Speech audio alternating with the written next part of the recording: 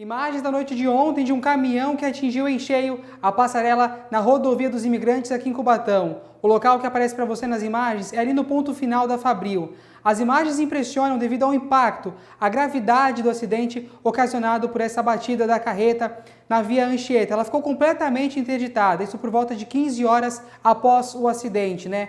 Apesar da liberação da via, o congestionamento foi muito longe, seguiu 26 quilômetros de congestionamento. Pessoas que desciam a serra aí, vindo de São Paulo, capital, por conta do trabalho, dos estudos, acabaram ficando presos aí na estrada devido a esse ponto de congestionamento, né? 26 quilômetros de congestionamento madrugada adentro, tá? Porque o trânsito foi liberado hoje, ali por volta de 7 horas da manhã, 6 e um pouquinho, quando começaram os primeiros veículos a transitarem pela via Anchieta devido a esta batida da carreta ali no final da Fabril, aqui na cidade de Cubatão. Pegar os dados dele e pegar o meu, né?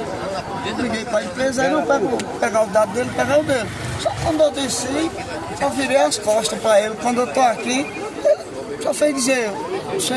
Não entendi. O senhor teve uma colisão antes? O senhor bateu na passarela, é isso ou não? Não. Bateu no retrovisor? No retrovisor meu, certo?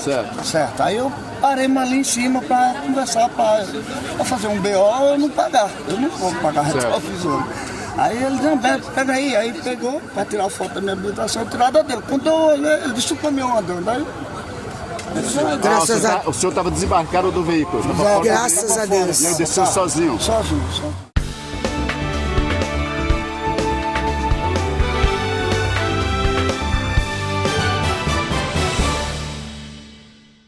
Na medida do possível, uma boa noite para você.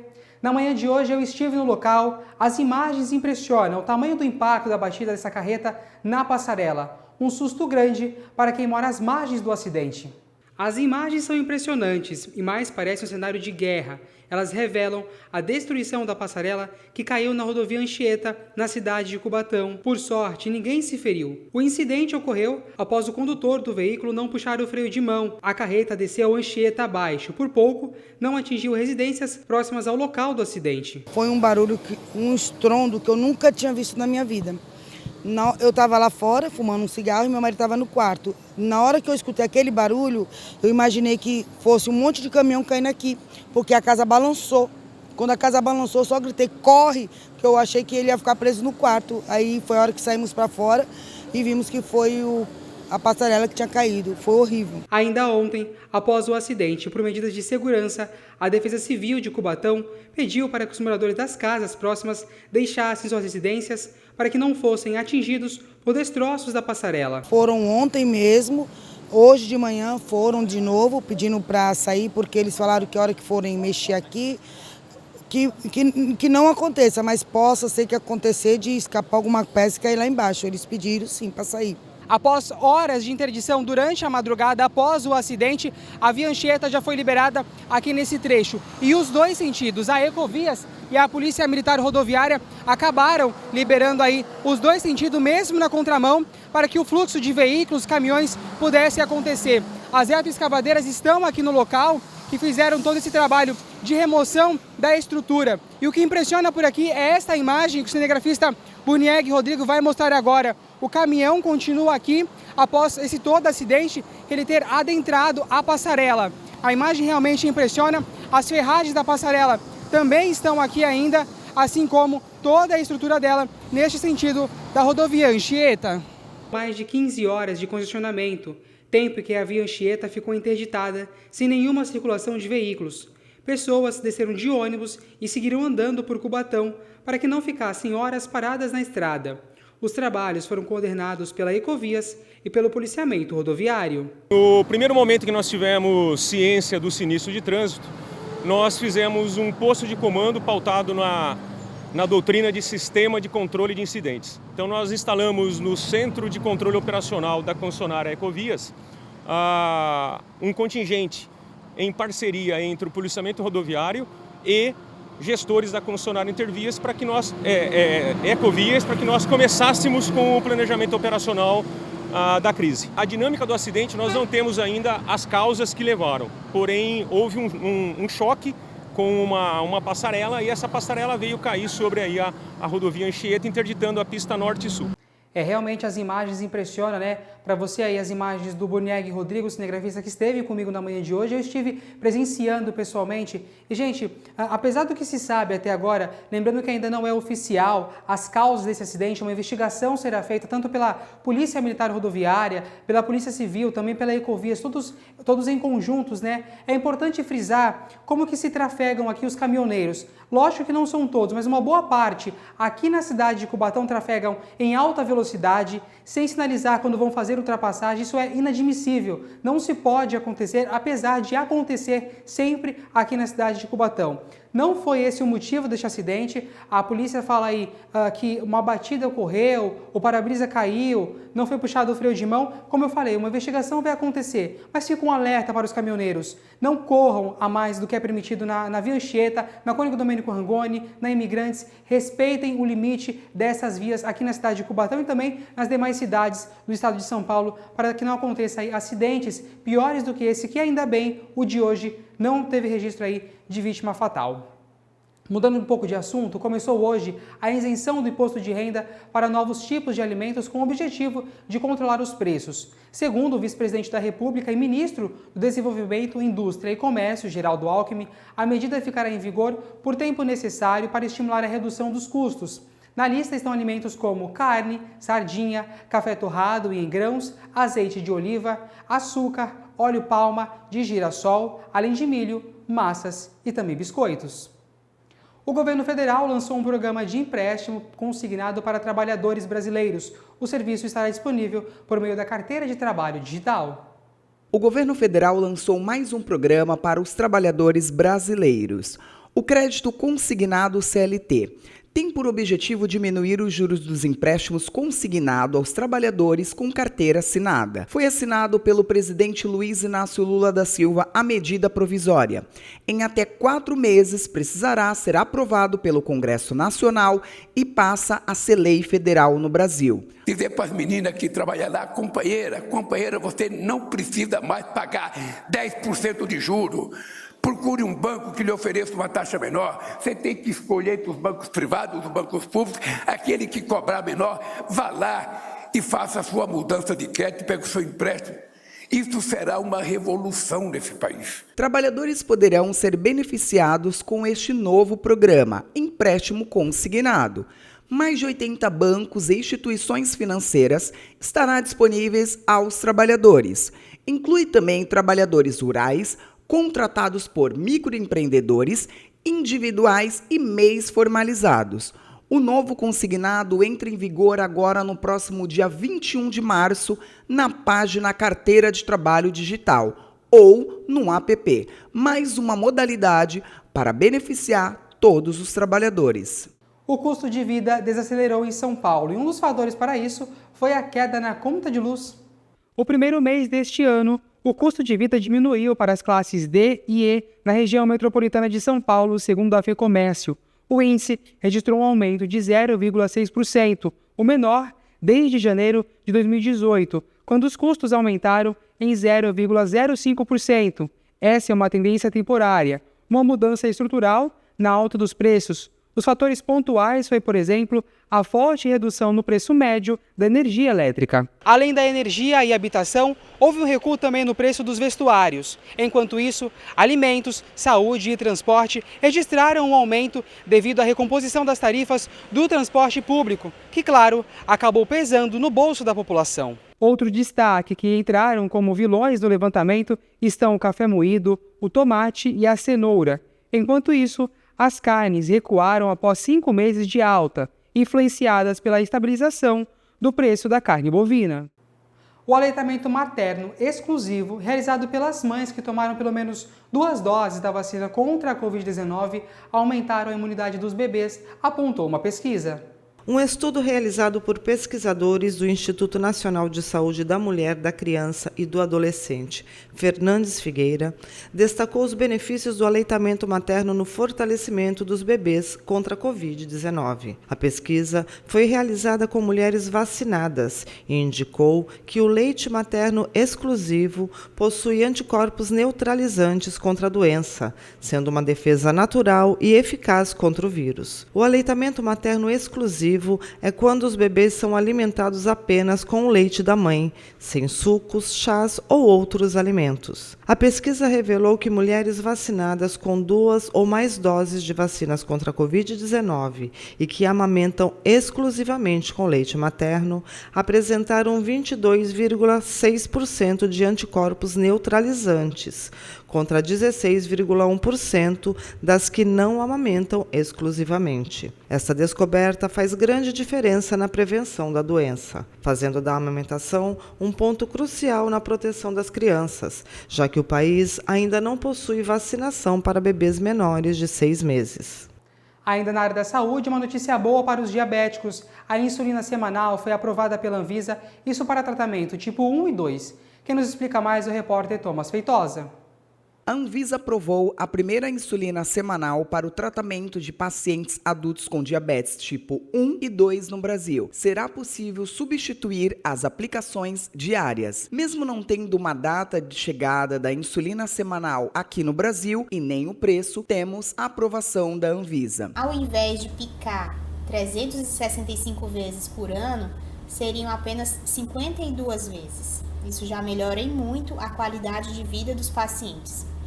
E o melhor, controlando melhor a glicemia e evitando as hipoglicemias, segundo os estudos. Sendo extremamente eficaz em pacientes com diferentes perfis, ambos casos a segurança foi determinante. A insulina semanal já foi aprovada para adultos e em alguns países já fazem o uso dessa medicação, como Austrália, Suíça, Alemanha, Japão e Canadá. Os medicamentos devem ser vendidos com prescrição e tratamento indicado e acompanhado por um médico habilitado. E para você ir mais do Pia do Casqueiro neste momento, acompanhar a movimentação aqui na cidade de Cubatão, né? Como que será aí já essa prévia para o final de semana, para quem vai poder folgar, aproveitar o sábado e o domingo, né? O céu está entre nuvens, o sol, aliás, está entre nuvens, né? O céu está com nuvens aí carregadas desde ao longo do dia. Apesar disso, o sol conseguiu dar uma aparição bem tímida aqui na nossa região, aqui na cidade de Cubatão. E os termômetros chegaram a marcar aqui na cidade hoje 28 graus, tá? Assim como eu venho falando nos últimos dias, tem alerta de temporal, alerta severo por parte do IMET. A Defesa Civil Estadual também emitiu um alerta, então a gente fica aí atento a essas chuvas de verão que pode acontecer. Sendo assim, a gente confere juntos como que serão os termômetros para o final de semana na nossa previsão do tempo.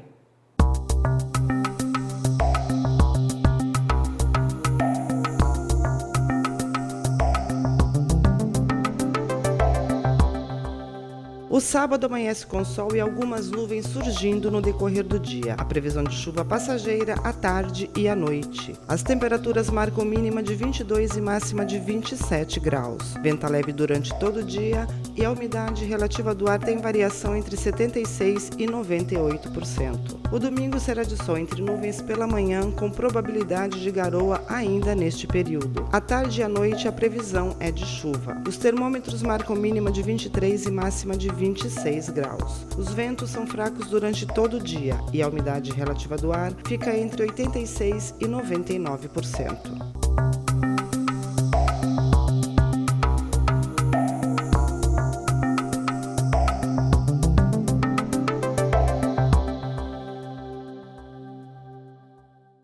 E agora chegou a hora do esporte por aqui. Olha, karatecas cubatenses são destaques aí na primeira seletiva para o Pan-Americano. Quem vai mostrar essa história bacana pra gente é o repórter Washington Luiz.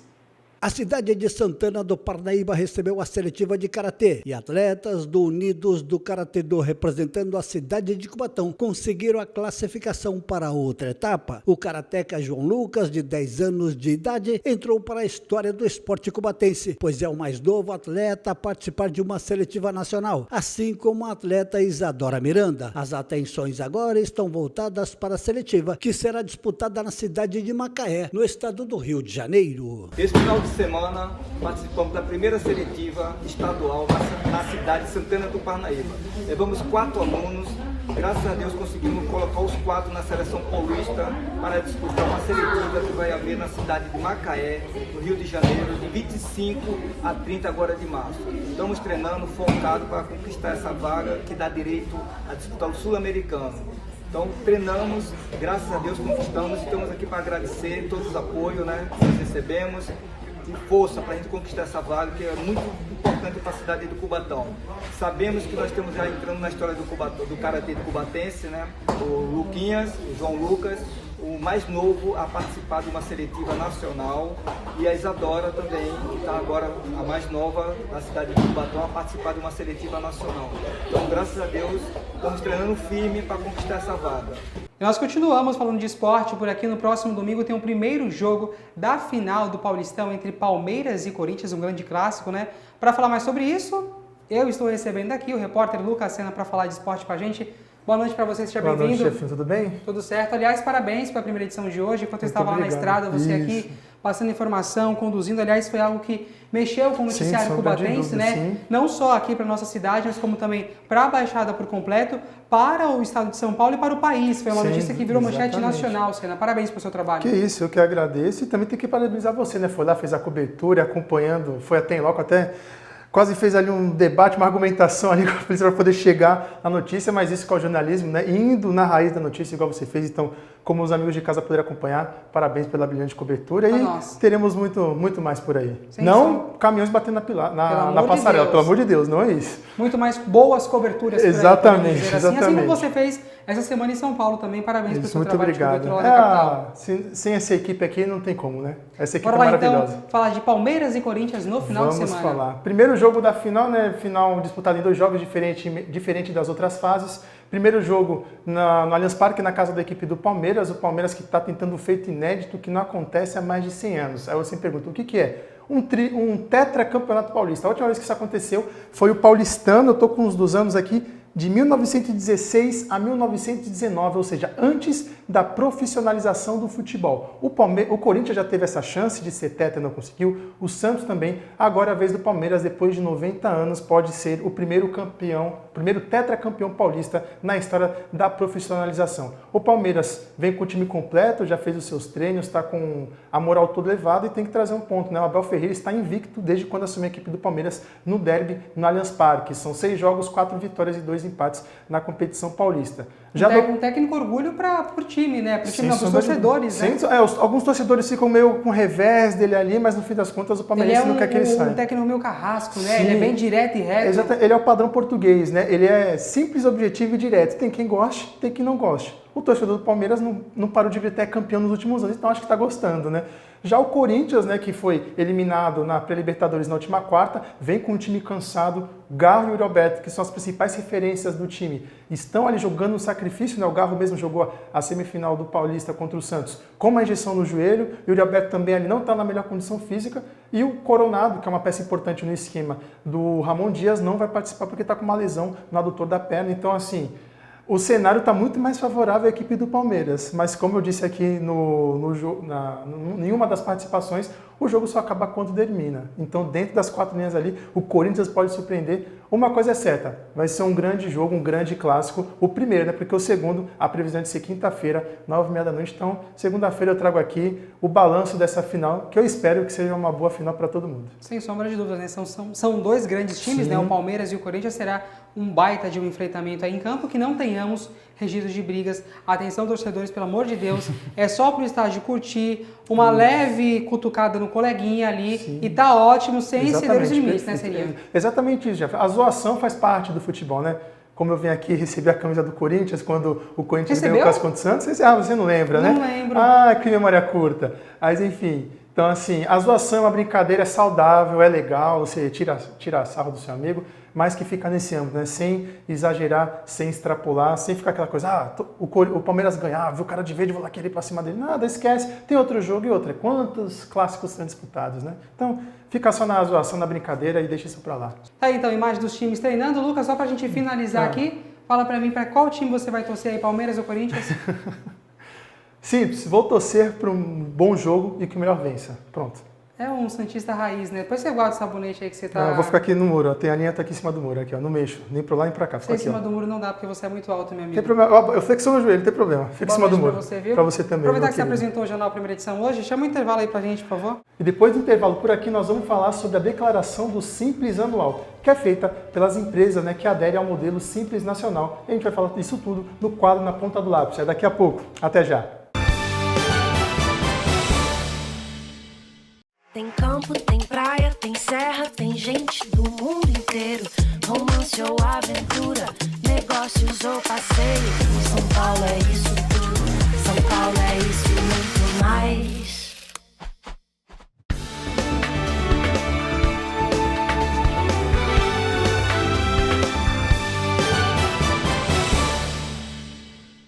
Já estamos de volta com as últimas notícias. E hoje no quadro Na Ponta do Lápis, nós vamos falar sobre a declaração do Simples Anual, que é feita pelas empresas que escolheram aí o Simples Nacional. Roda a vinheta.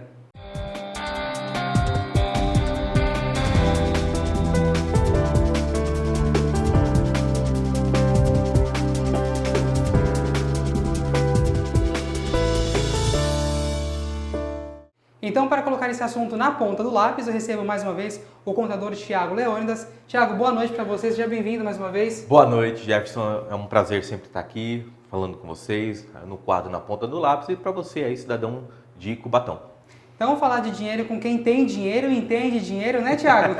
A parte do T é meio subjetivo, mas a gente entende um pouquinho. Fiquei sabendo da minha produção que você estava em Itaém, aproveitando as férias aí, numa chácara de frente para a praia. Vida boa, hein? É, vida boa, né?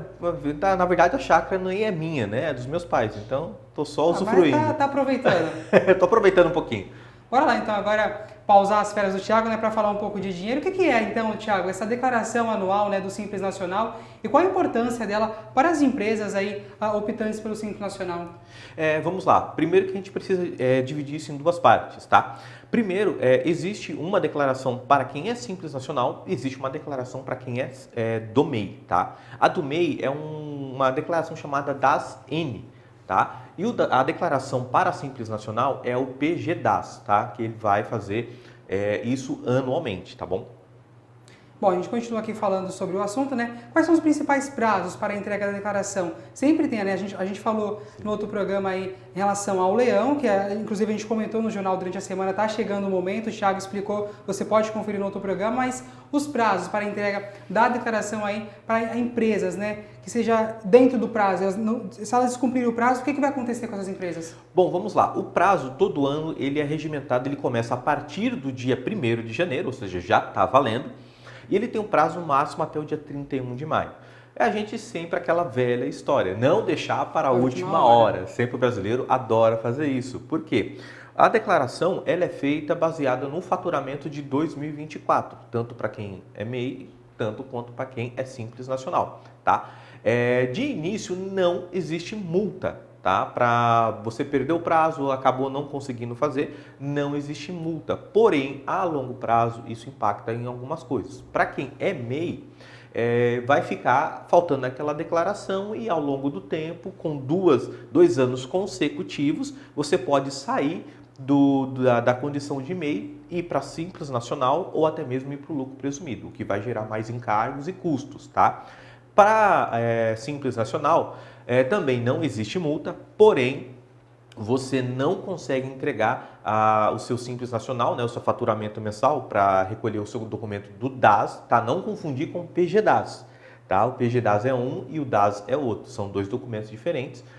Você não consegue fazer a emissão desse documento, o que vai acarretar aí sim em multa mensalmente. Então, quanto antes você fizer a sua declaração, também você já se livra dessa dor de cabeça. Era isso que eu ia perguntar agora, né? Se acarreta alguma multa para essas empresas que não se atentarem ao prazo aí, o CNPJ acaba sendo bloqueado? Tem alguma coisa relacionada a isso? A longo prazo, sim. Tá? Lembrando que, assim, do Simples Nacional, reiterando, né?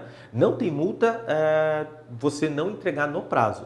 Porém, como você não vai conseguir fazer a sua declaração do DAS mensal, aí pela declaração do DAS mensal você tem multa pela não entrega. Tá? Lembrando que a multa hoje está vinculada em R$50 ao mês. Então, por exemplo, se são 2 meses, são R$100, 3 meses 150 e assim vai ao longo. A longo prazo pode sim acarretar, porque você pode ter o seu CNPJ suspenso, né? E ele pode ser inativado por falta por omissão de declaração. Então atenção, você aí, gestor da sua empresa, gerente, chefe, o que for, fique atento ao prazo para não gerar um problema maior durante esse momento de declaração, né? Quais são os principais erros, né? Sempre tem uma dúvida ali, a pessoa que vai declarar sempre acaba errando. Quais são os mais comuns aí cometidos no momento de preencher aí essa documentação, Thiago? Bom, primeiro para o MEI, né? O MEI, alguns erros que as pessoas cometem. Por exemplo, ela abriu o MEI dela em setembro, um exemplo, né? Lembrando que o MEI ele tem um faturamento anual de R$81 mil. Então, você não consegue fazer a sua declaração de R$81 mil. Ele ali, o sistema, ele proporciona ali, ele meio que ele fraciona por mês. Então, há algum erro, a pessoa preenche e depois ela acaba ali sendo desenquadrada por esse erro. Então, prestar atenção ali quando foi aberto o teu CNPJ em 2024.